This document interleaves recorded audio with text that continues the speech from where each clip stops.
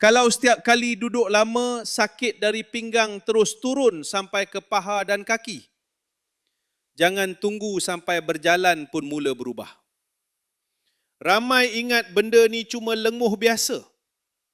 Padahal bila saraf mula tertekan, rasa sakit boleh datang tanpa warning. Mula-mula cuma rasa tegang, lepas tu kaki mula kebas, mencucuk dan rasa macam saraf kena tarik. Nak bangun tidur susah, nak drive tak selesa, nak sujud masa solat pun mula rasa sakit. Sebab tu ramai sekarang mula amalkan kapsul seketika sebagai ikhtiar harian.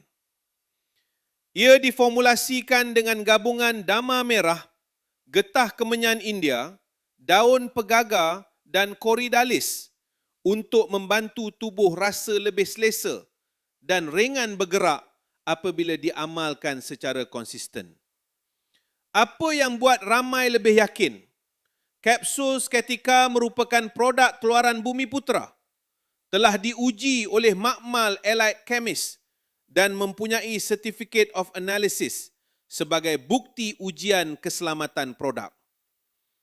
Ramai pengguna mula berkongsi mereka perasan perubahan kecil dalam rutin harian selepas mengamalkannya secara konsisten. Kalau korang pun dah mula rasa simptom macam ni, jangan tunggu sampai aktiviti harian terganggu. Tekan pautan yang tertera di bawah sekarang dan lihat promosi kapsul seketika yang masih berlangsung hari ini.